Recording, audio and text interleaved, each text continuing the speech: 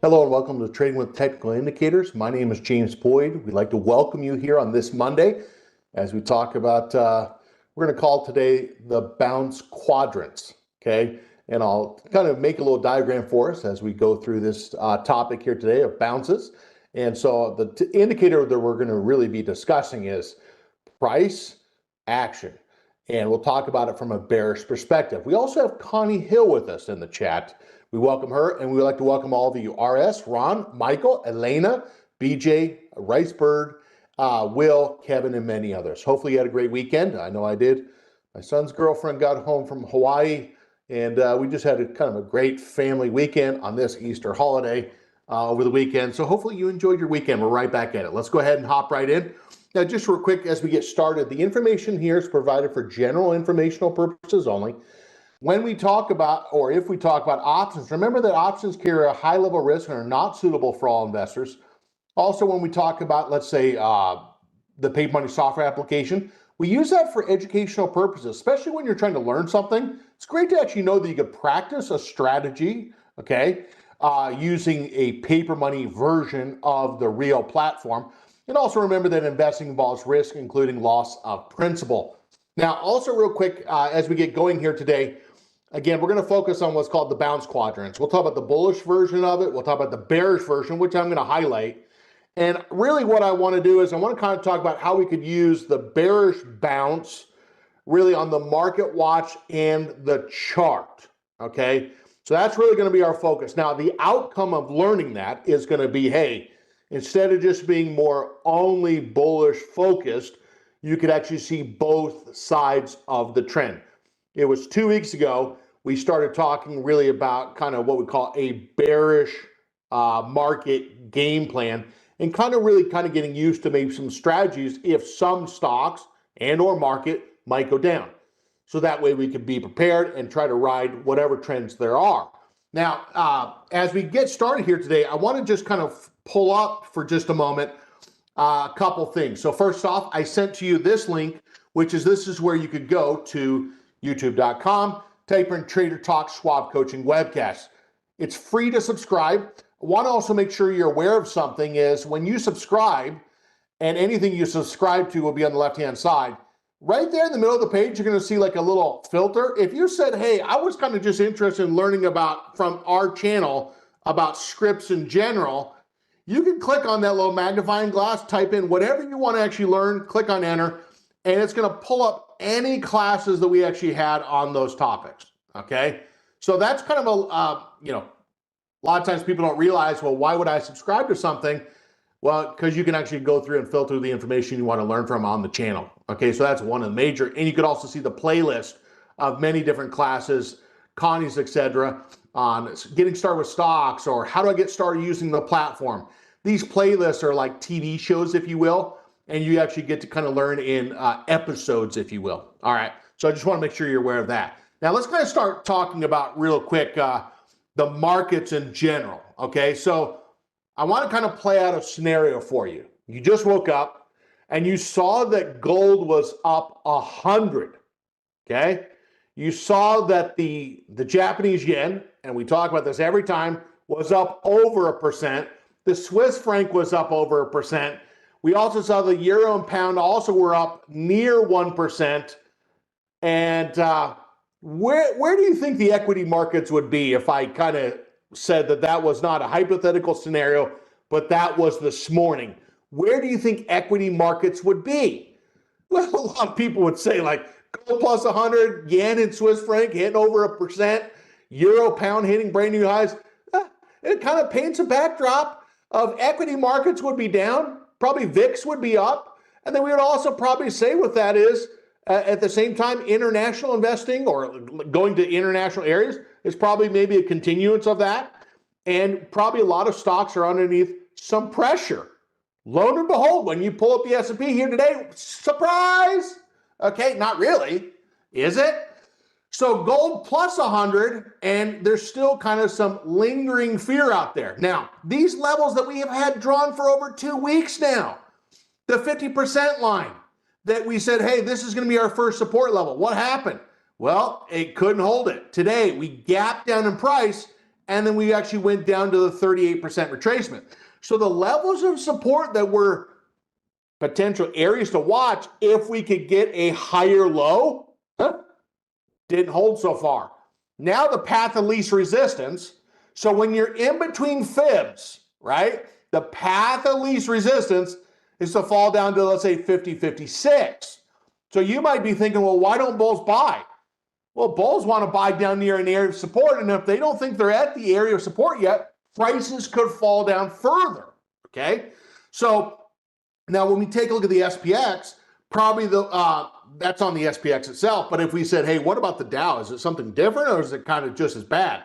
Well, you pull that up, you might even say the Dow has gone down even further percentage-wise than the S&P and the NASDAQ. Let's just say it does not have, it's dropped down about the same percentage as the S&P.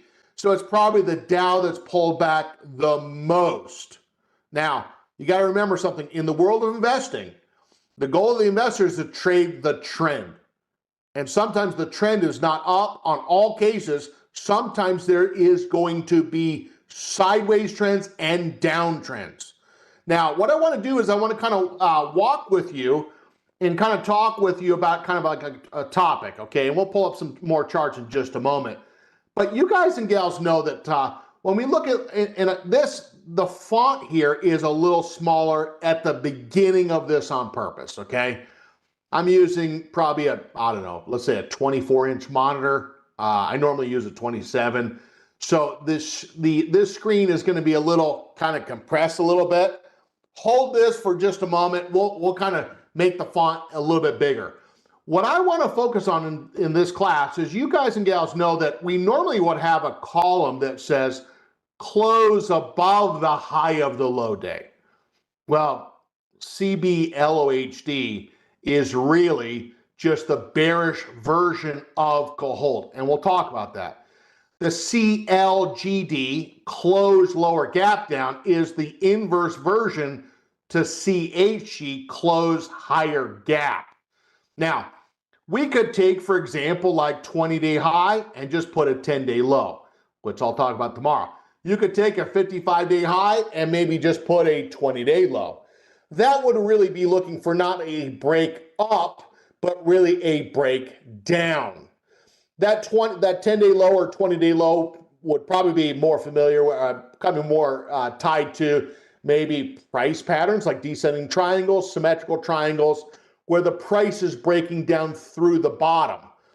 Things like moving average crossovers could still be used here on a bearish viewpoint of this. Flags could still be used, yes, as we see bear flags, and also breakouts could still be used, yes. So the columns that I want to really kind of focus on here today is really that and this, and then tomorrow we'll just kind of talk about those two right there. Now, some of you might not realize that when you go to the setup right here, you go to setup, and you could go down to, let's say, save a workspace. Now, when I say save a workspace, what I'm really doing is I'm saving the column headings, okay? And some other kind of settings that I have. Now, you're gonna notice that right here, I have JB 2025. Well, JB 2025 is our normal bullish view that you normally see. Now let's do this, okay? Let's go to save workspace as, and let's just say JB 2025 bearish. Okay, so what is that gonna do?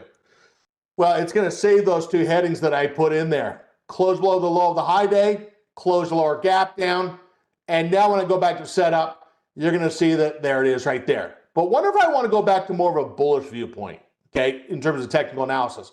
Go back to JB 25, it'll say, do you wanna load that? Yes. And then it's just gonna take a second to load, pops right back up, and there's your normal close above the high of the low day, your 20-day high, 55, and so on. We'll go back and say set up. We'll go right back to JB bearish 25, and you can flip back and forth, and you see there, reloaded. So why don't you just have everything? Well, sometimes when you're trading bullish, you probably want to kind of have some filters that would just be more for bullish technical analysis. Makes sense. If you said, well, James, I'm looking at a stock or a market that is more bearish, I might customize some headings that I want in that situation, like I'm just showing you. If you said, James, I like to do fundamentals and look for some stocks that have certain scripts or ratios, etc., well, you could just kind of go to setup again, put on the headings that you want, save workspace as, and I'm just going to go ahead and just put on JB fundamentals. So that's kind of the first thing that I want to show you, is that you can have multiple viewpoints. Okay, kind of nice. Now, let's kind of talk about this for just a second before we look at our examples. Okay, so we called today's session, we're calling it really bounce quadrant, the bounce quadrant. Okay, now what I want to do is just real quick is I want to draw something out for you, and I'm going to start with what we know, and then I want to kind of fill in maybe what we don't know. Okay, or maybe what we're a little weaker on. Okay, and what I'm going to do is I'm going to kind of draw like these green rectangles. Those are up days. Okay, up day, up day, up day. And then what you're going to notice is I'm going to use a red candle now, and the red candles signify down days. Now, you guys and gals know this, that if we're talking about, let's say, something that is a call hold, we're normally going to see something that would be like this, where that first candle might be like a bullish engulfing. Okay, now that call hold does not have to be in one day. It might be in 2 days.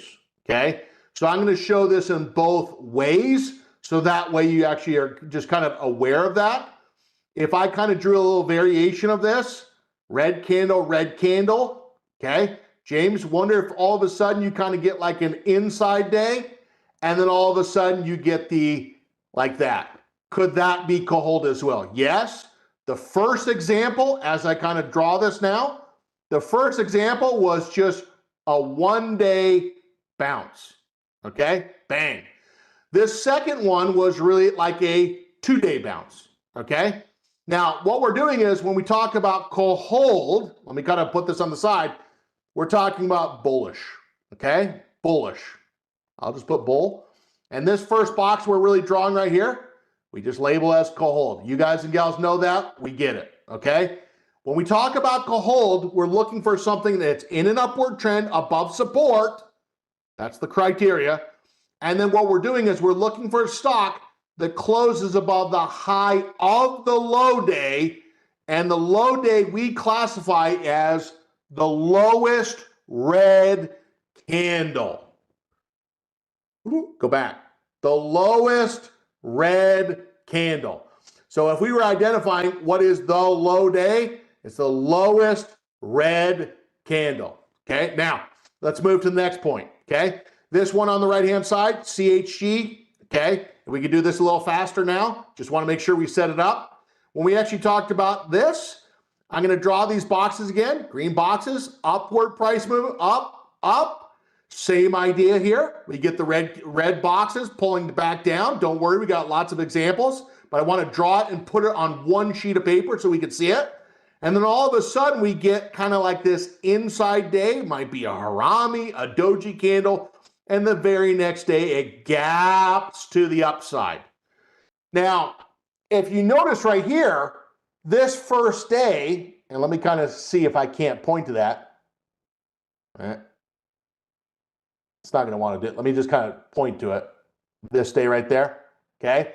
That day right there, what I want you to notice is it was a close higher day. It was a green candle. It just didn't close above the high of the lowest red candle. Okay. It didn't do that. But the very next day, it gapped to the upside. So what's the significance? Well, people are buying the gap up in price, thinking that it's bouncing up. Now, some people might say, but geez, that's dangerous. How do you know if it gaps up? How do you know it can continue to run to the upside? You don't. On any setup, you don't know it's going to keep running to the upside. You're just trading the setup. Now, these are the two main setups, not the only setups, but two main setups in terms of price action that could be a potential indicator. Now, if we talk about from the bullish view, okay, which is really what we want to get to, but if you take a look at this bear, okay, now when we talk about a bearish setup, we're just going to label this as CBLOW. I swear on my life, I went to go renew my driver's license, and I literally stuck my eyes between there. And the first one, she goes, read left or right. CAHOLD. I said, go hold. She goes, you just need to read me the letter, sir. She goes, okay, next, read me from left to right. And it was CBLOHD. I was like, okay, you played a trick with me? Kablo. Okay. And it wasn't a trick. She didn't know anything about investing. I was like, okay, what's going on here? But anyway, it was pretty funny. Now, the main point that we want to take out of this before we look at our examples, okay? Yeah, go figure. I guess when you live long enough, you see some crazy stuff. So the red candles are really downward price action, okay? Now, when you take a look at this, when the price goes up, and it's not unusual to get these candles to go up 1, 2, or 3 days. And a lot of times they don't tend to go up longer than that. I'm saying they don't tend to, okay? Why is that? Well, because those prices bounce back up, but they bounce back up into resistance, they bounce back up into the moving averages, and then the price could fall again.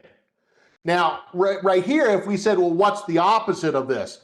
Well, the opposite of this is that all of a sudden we maybe do like a bearish engulfing, okay? And that right there is just the opposite of call hold above. Now, what will happen is some investors, what they'll do is they'll say, James, I'm going to take a trade. If it's trading above the high of the low day, okay, they might say, James, I'm going to just set a stop right above the red candle's body of the candle. So let me just kind of mark this just so we're crystal clear. So if they say, James, I got in right there at the end of the day, they might just say, I'm setting my stop right above the red candle. Now, when we talk about this up day, let's just be sure we're clear on this. 1 up day, 2 up day, 3 up day. When we identify really these, which candle are we going to try to trigger off for a bearish entry, we're going to say which of those green candles are the highest. Now that's just opposite language of what we said, which red candles are the lowest if we're looking for a bullish version. Well, which green candle is the highest? It's candle number 3. And if we close below that low, okay, some investors might consider taking a bearish trade. Now, where does the close below the low of the high day tend to take place? Probably at a moving average, a diagonal level resistance, or resistance in general, okay? A lot of stocks hit their heads on the moving averages or a diagonal channel that's sloping downward as sellers are putting on bearish trades where they think the reward risk ratio might be a little bit more interesting. Now, last but not least, as we actually pull this up, is if we bring this box back up, let's pull it up. Let's kind of draw this to the downside. Look at the last one. This one right here, what I'm going to do is we're going to label this as close lower, gap down. Just the opposite of CHG, okay? Now, in 2 minutes, we're going to look at an example of this, but we're going to use this as a template to see if we can spot examples. So the green candles are the up movement in price. I mean, does it always have to go up 3 days? No, it doesn't. Wonder if it only goes up for 2 days, and then we see, wonder if we actually see something where we go up for 2 days, and then we see a red candle, okay? Well, if we see a red candle, let's say something like that, and what you're going to notice is that red candle right there does not close below the highest green candle. That's why we call a close lower day. And the gap down is where, like this morning on many stocks, we actually saw some stocks gap down at the open. Now, we could ask the same question. If someone took bearish trades on the open this morning, how do we know that they were going to continue to fall? You didn't. Okay, you didn't know they're going to continue to fall. It's an entry setup, and some investors will take those trades based upon the setups, thinking it could bounce up higher and or bounce down lower. Now, here's the deal. What if the investor only knew the top side of this? they kind of feel like when the market goes down, they just don't know what to do. They just kind of completely feel like a fish out of water, which is not the greatest feeling, okay? Now, one thing I want to kind of make sure is let's kind of just kind of highlight this for just a moment, just take a quick look at it. But I want to kind of just go to something just real quick, and let me kind of take, now here's the thing. You can read the trend, you can read the price action, but at the end of the day, you got to have, do you have a strategy that you would consider in practicing in terms of doing a bearish trade? Well, we talk about on the fundamental class, short sale of stocks, okay? Shorting stocks. Now, I have said, I'm gonna repeat again, shorting stock is probably for most, it's an advanced strategy. If you don't know what that is, that's probably not a strategy to start with.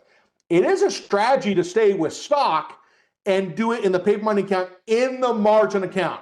But if someone said, hey, why not consider it in terms of real, you're probably at an advanced level. Now, that's fine, okay? But there's probably, I'm gonna label this as plus, plus, plus, for there's a lot of red tape on that strategy. It's not defined risk, okay? And I talked about that last Wednesday. Now, if we talk about, hey, we're gonna consider practicing some bearish strategies, an SCV, a short call vertical, LPV, a long put vertical, an SS, a short synthetic, those are probably three of the main strategies. Many investors know about this one. Many investors know about this one. This one, not as much. But again, we're kind of practicing that one lately because we've been seeing more bearish trends. And the last one we could actually put here is long puts. Now, long puts is always kind of funny because when you have to buy them, they're debits, you pay for them, and you have negative time decay, okay? So it might make sense to say buy puts, but when the markets or the stock is really going down, the long puts by themselves are pretty expensive, or could be, which makes a lower break even, higher time decay. So it's a strategy that the investor might do, but it's a strategy that might have less of a probability with it than these two strategies or three strategies up above, okay? Now, what I want to do, okay, is let's kind of focus just real quick on this. Now, whenever you learn something new, you don't try to do it all at one time, unless you're me, okay? A little joke there. But I want to focus on this one, just the bearish bounce down version of close below the low of the high day. Look, can I ask you a question before we look at examples? Was this helpful to see a diagram in summation? The bullish version and the bearish versions, okay? Now, our goal here today is to become comfortable with really the close below the low of the high day, okay? Now, James, could we maybe tomorrow or Wednesday or Thursday, could we talk about this close lower gap down? We sure could. Now, for some of the first takeaways that I would think that I've learned is, number one is, I hope you realize that on the desktop, you could actually have multiple different workspaces. That's desktop, okay? I want you to have like a technical version that's bullish. I'd like you to have a technical version that was also bearish as well. If you said, James, I've never done that, that would be homework assignment number one. Now, homework assignment number two is I want you to really have this close below the low of the high day. I want the script of it, which I'm going to give you that, okay? But I want you to put it on your side, and I want it really on the market watch, MW, and I want it on the charts, okay? So what we're going to do is we're going to focus on this, and we're going to talk about it on the market watch and what it visually looks like on the charts. And then from there, we're going to talk about how do we apply strategies to try to use that indicator of price, okay? By the way, who the heck came up with this? It's myself and a guy named Kelly Ullman, okay, giving proper due diligence and credit. So I've talked about that before, but I think it's always important to mention Kelly. Hey, we were dirt biking buddies, and we would talk a lot, spend a lot of times just having a little fun. And he was very good at looking at markets. We talked about bullish bounces a lot, and we kind of categorize them or classify them in these ways. This was not from a book. This was just from learning ourselves, okay? Now, just real quick, let me actually go back, and what I'm going to do is I'm going to kind of take a look at this. So first off, if you said, well, first, how do I even get that close below the low of the high day? So first off, let me send that to you, okay? We're going to right click on that. And by the way, notice on that, and I'm going to make this font a little bit bigger so we can see that now, okay? Setup, application settings. Let's just go to look and feel for just a moment. I'm just going to make this a little bit bigger. Let's go large, okay? And then there you go. Now, notice that we actually have that letter T. So that could be trade below the low of the high day. The high day is green candles, okay? The low days on the bullish version was red candles. So I did include that T as well. Some people don't mind to intraday trade it, okay?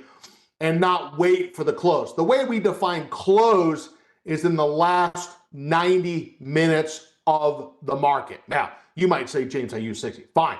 That's the way we're defining it, okay? Now, what I'm going to do is I'm going to right click on that edit formula and let me just send that. Now, always remember when we talk about scripts are not guaranteed for accuracy or timing. You want to verify them, okay? You want to verify them that they're doing what you want them to do. So you want to have some intellectual understanding of this is what the script is trying to do. And then when you pull up a chart, can you recognize it? Now, second part of this, I want to go back to a stock, and I'm going to look at example given of CRM, okay? Now, so remember we talked about we like to get close below the low of the high day on the market watch, so make sure you put that on your market watch. Second, what I want to do is I want to go to the charts, and what you know from our previous discussions, we tend to have these green dots right there. The green dots are showing close above the high of the low day. Those do not matter as much or matter hardly at all if the stock is downtrending, okay? Now, what I'm going to do here is I'm going to share with you this chart. If you say, I don't have it, share, okay? And now what you're going to notice is, you're going to click on this. I'm going to send that. That's going to be the link to this chart. How do you put it on? Setup, open shared item, and then just copy and paste in. So that's not really too bad. So setup, open shared item, and just copy and paste right in. Now, for some of you that are watching and recording, I'll make sure I got your back and post this in the description. Okay, got you. I'm coming.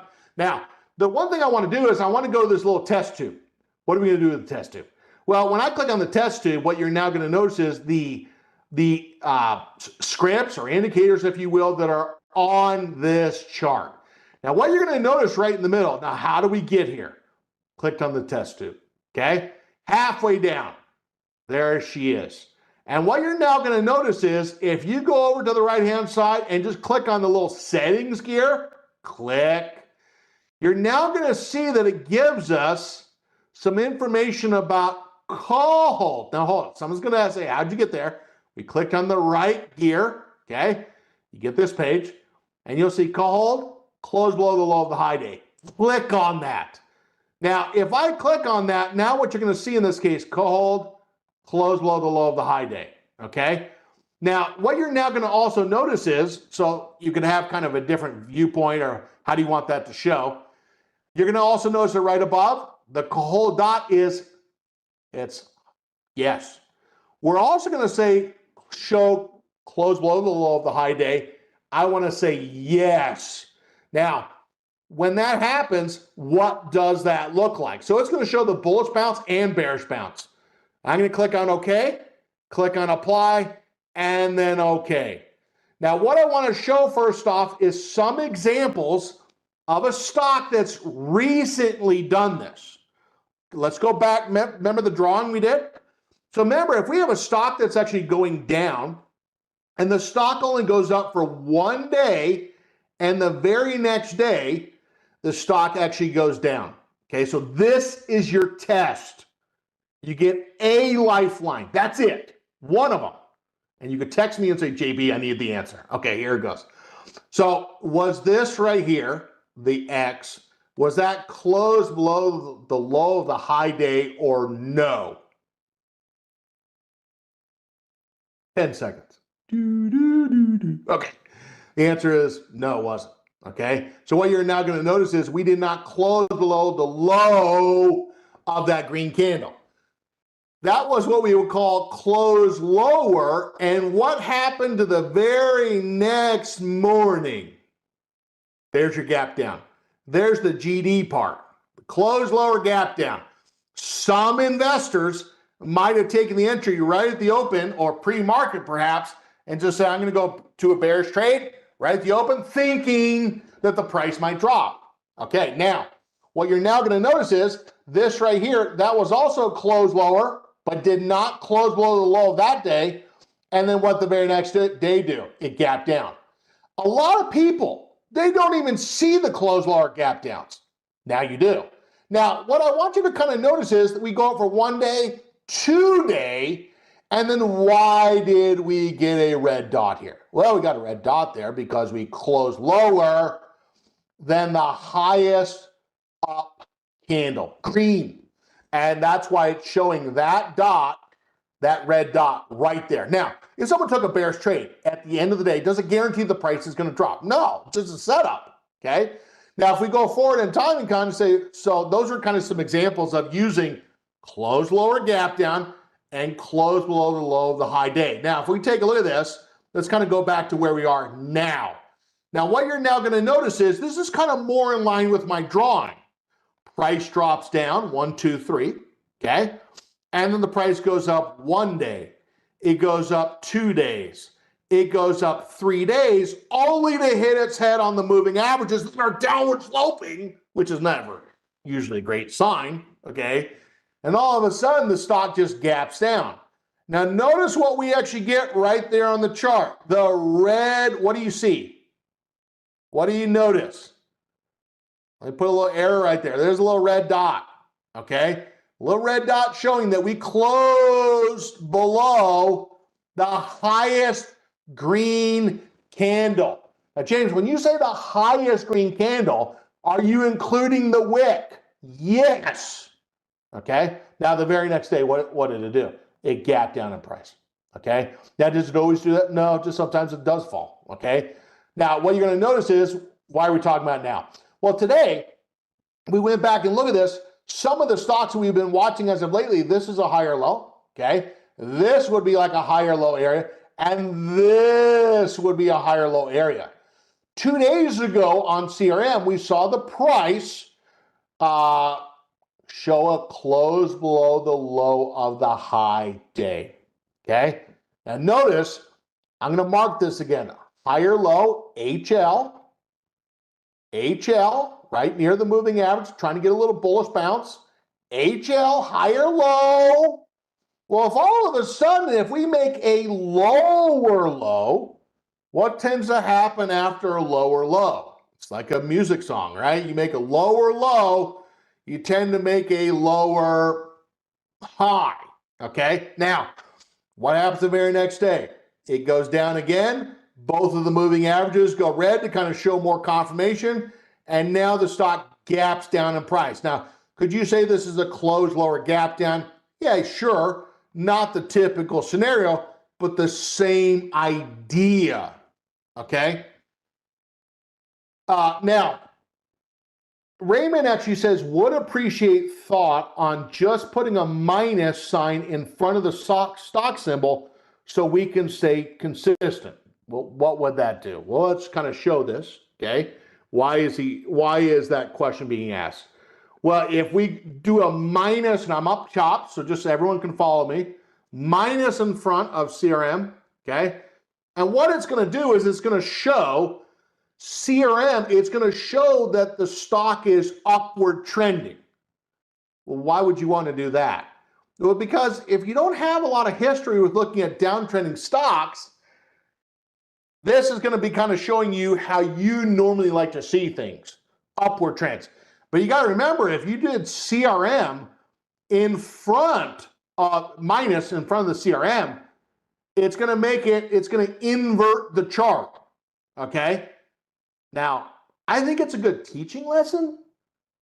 I'm not sure how comfortable I'd feel trading off that. Okay.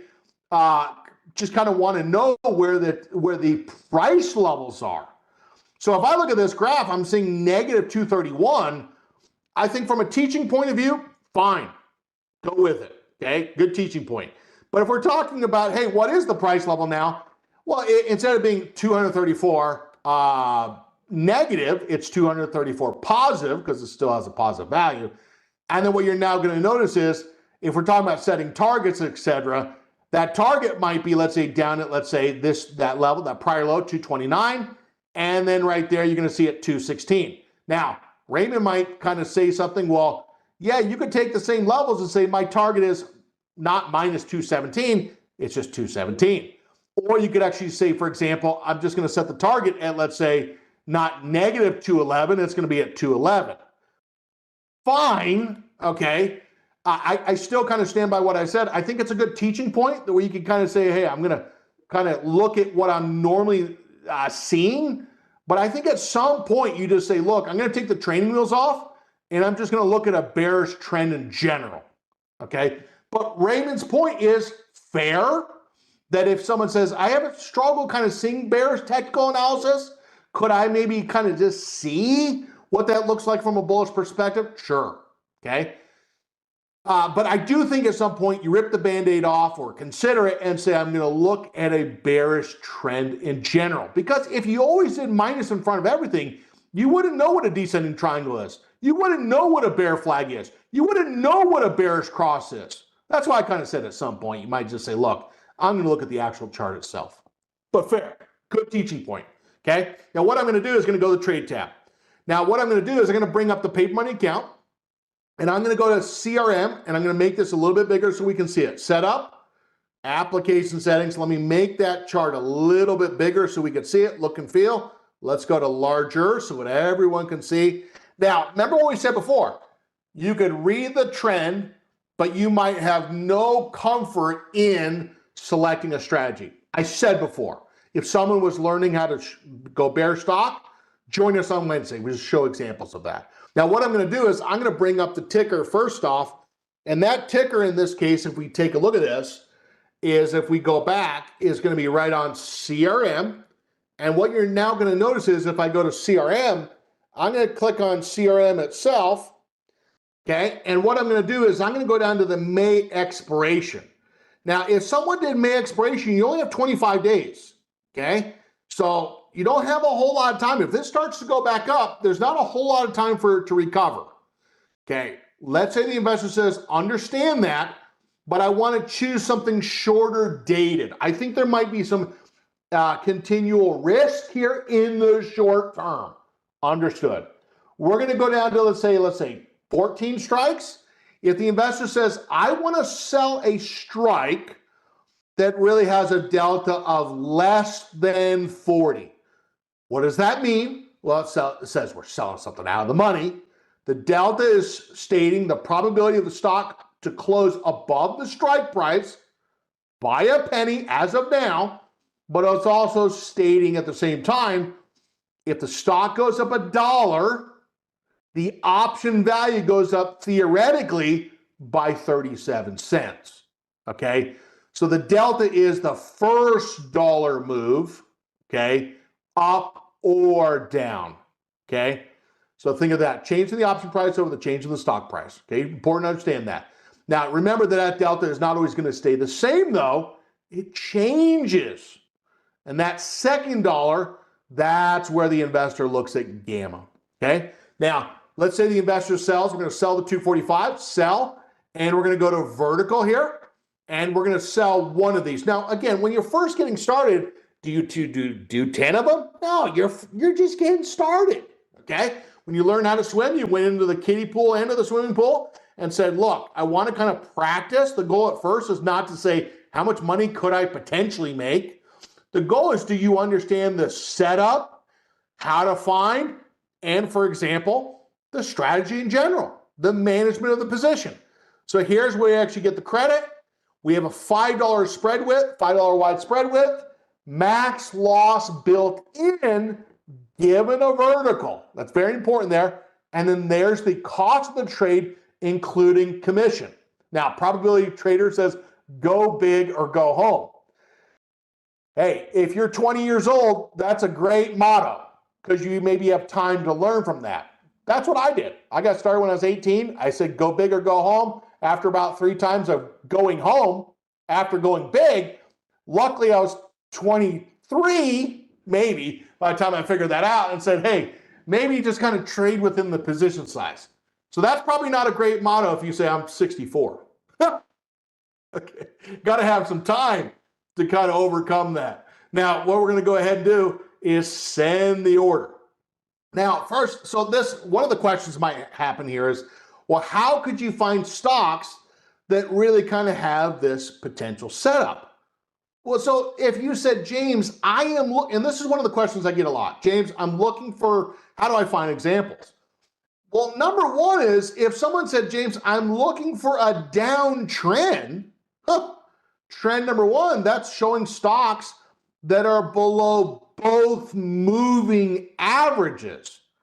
So someone said, James, I'm looking for something that is in a downtrend.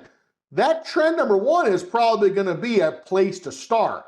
Now, what might add salt to that wound of a downtrend, if it's not only just on a daily chart down, but it's also on a weekly chart showing trend number one as well. So this is showing the daily chart, okay? And this is showing the weekly.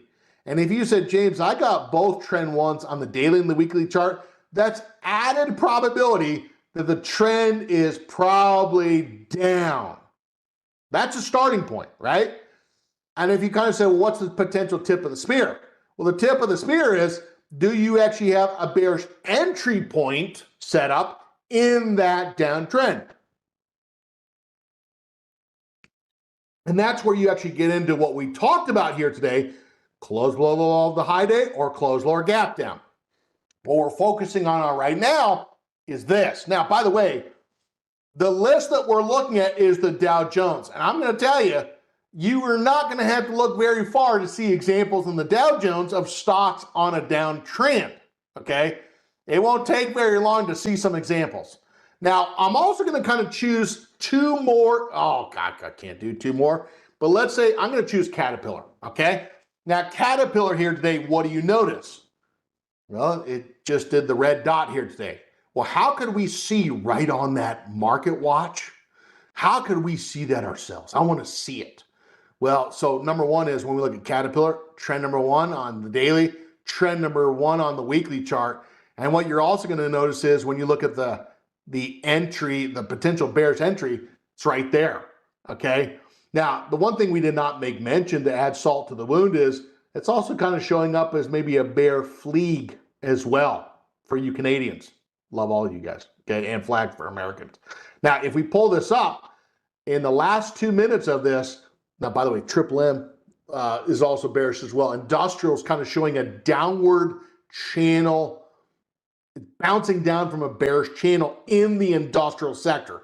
Now, if the investor said, James, I would like to do a trade that is a little bit more sensitive to price movement and or has a little bit higher potential upside profitability-wise, given a vertical. Now, when you say that, it's probably not going to be as high as probability if the upside is more. Now, what we're going to do is, on Caterpillar, what we're going to do is we're going to go the first call that's in the money, okay?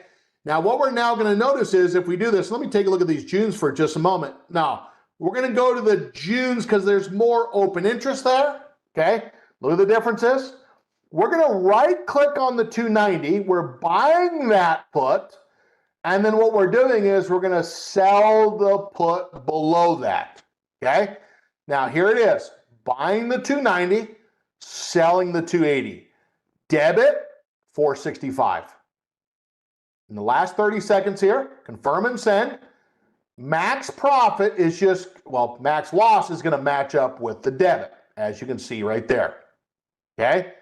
The spread width, 10 bucks. And you take that 10 bucks minus what the debit is, max profit, 535. Now, what we're going to see in this case is also notice the cost of the trade, the debit, including commissions. I'm going to go ahead and send the order.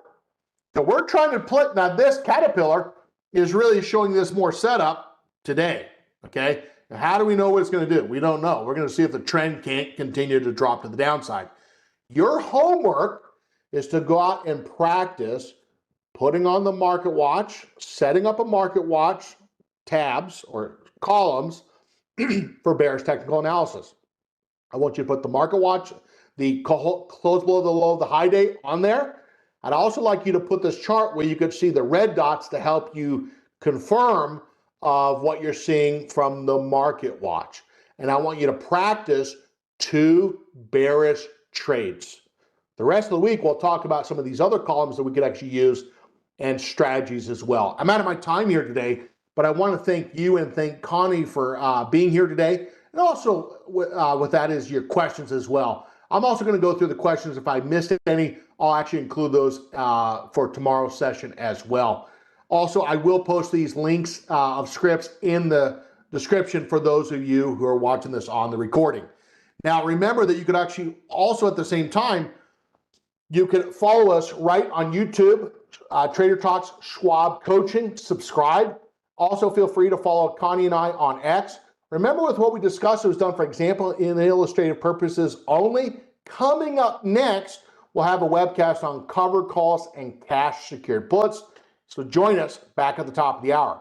This has been the session on trading with technical indicators, focusing on what we called the bounce quadrant, and the quadrant we talked about and specifically was close below the low of the high day. See you back tomorrow morning at 11 a.m. Eastern. Take care. Bye-bye.